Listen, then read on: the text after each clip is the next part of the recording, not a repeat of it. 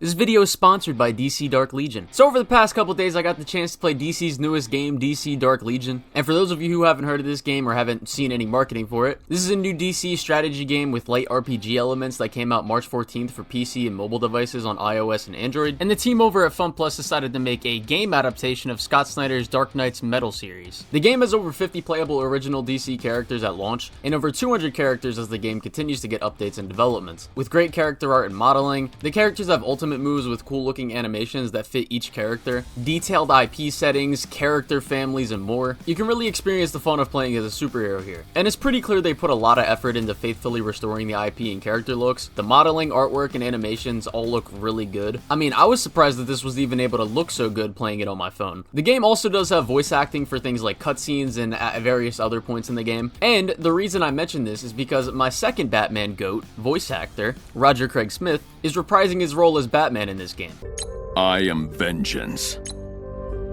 Gotham's finest. And he sounds just as good as he always does playing the character here, as well as all the other voice actors too. They all sound really good. But you guys have heard me yap enough about the basics of what the game is, what it's trying to do to respect the DC IP, etc. But let me get into what you're going to actually be doing in the game. Well, first things first, and this does relate to the gameplay still, if you are interested in the game after this video, I recommend you use my gift code in the description, DCDL999, which is valid for 6 months. Using this, you will get plenty of resources as well as 3 hero pulls. And that sets me up nicely to explain the first part of the game, which is similar to other strategy games with light RPG elements that you may have played, and that's the resources. You will use your resources to upgrade your champions and items as well as weapons. You'll use them to get draws, which is how you can get more champions as well as items, and you will use your resources to upgrade your main base, which upgrading your base is also something that can get you more resources to continue improving things. The main base visually feels like a mix between like the Batcave and like the Justice League Watchtower, and there's a multitude of areas and things to upgrade within your main hub, like the training facility where you can level match your champions without the needing of,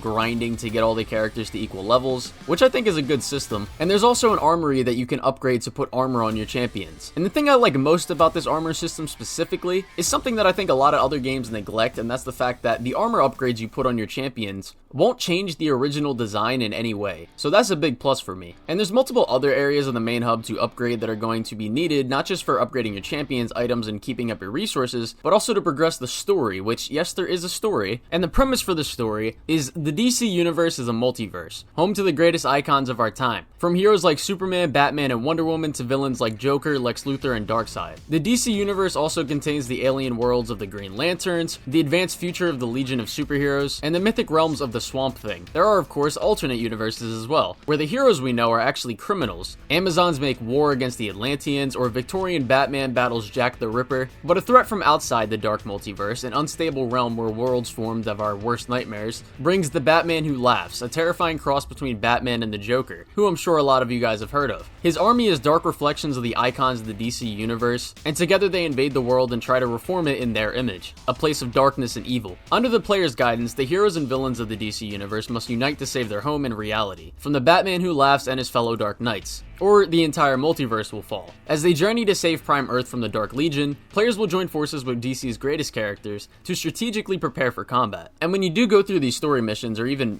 basic activities, you will run into battles. And how the battles work in this game is you put 5 superheroes, anti-heroes, or supervillains on one team, and you formulate that team however you really want. You can feel free to pick your favorite characters, but there are also benefits to picking specific team compositions. Like for example, an all Justice League team will give you specific amps like health and shield. You can have a healer on your team like Green Lantern who will heal other characters mid-fight. There's a lot of different roles that can be chosen and team comps that can be made, and while some are, going to be better than others inherently, it's still nice to have that freedom to be able to do good in fights, like no matter what you choose. And as you progress throughout these fights, your characters will get ultimate abilities, which some characters can do big damage to isolated targets, some can do big AoE damage, and some, for example, can heal your team like Green Lantern again, for example. And these fights aren't just limited to fighting the normal story decks either, but you can also fight real players' best champion compositions as well, because this game has a ranked system, and in the early version of the game that I was able to play, I wound up getting ranked 1, just because, I'm that guy. I had to let the other players know it was good, you know what I'm saying? But anyways, yeah, this is pretty much the gist of what the game is. If any of this seems interesting at all to you, I would recommend looking into the game. It's a game that you can play whenever, wherever. It's completely free to play, and if you're a fan of DC, I think it's worth giving it a shot to see if you like it. Not just on the gameplay front, but the story front as well. Thank you to DC Dark Legion and FunPlus for sponsoring this video and, you know, letting me play their game early. I thank you all for watching, and yeah.